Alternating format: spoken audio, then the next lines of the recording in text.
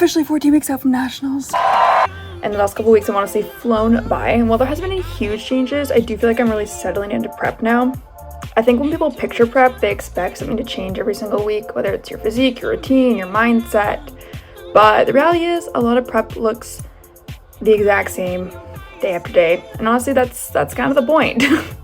The biggest change in the last couple of weeks was honestly just this past week my coach increased my cardio. Other than that, everything has pretty much stayed the same, and I've honestly learned that that's not a bad thing. Sometimes the goal really isn't to keep changing everything, it's just to keep showing up and trust that your body is doing exactly what it's supposed to. Outside of prep, life's been a little chaotic because I'm in the middle of moving, but between packing and everything else going on, it's just, just balancing it all.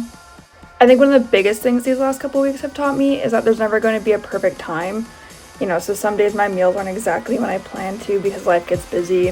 Sometimes I can't train at the exact time I normally would. Some days my cardio gets pushed later than I'd like. And a few months ago I probably would have stressed over every little thing and convinced myself I was reading my progress.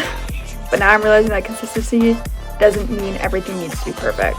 It means adapting when life gets in the way and still getting it done.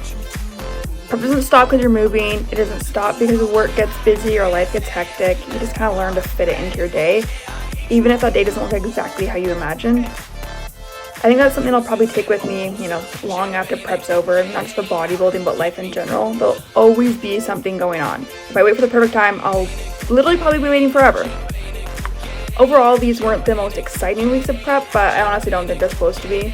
They're the weeks where you build habits, you stay consistent, and you just trust that all the little things you're doing every day are adding up.